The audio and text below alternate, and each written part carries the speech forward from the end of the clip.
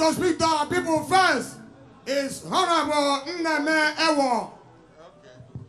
Simplified movement! Simplified movement! Reverse first! I want to thank the people of Opobonkoro. You are simply simplified. But I want to quickly draw the attention of our people to one man that said he made mistake. That man himself was mistake personified. Simon Bata introduced him to be Akpo local government chairman. It was a big mistake. Rotimi Amaechi gave him chief of staff and nominated him as minister. It was what? Big mistake.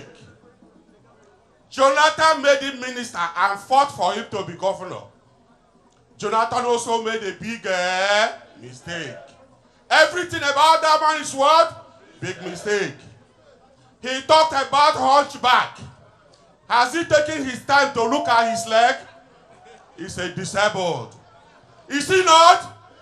Is he not? He's a disabled. Talking about the House of Assembly, like the governor said, he has sustained the assembly up to the day he said it's over.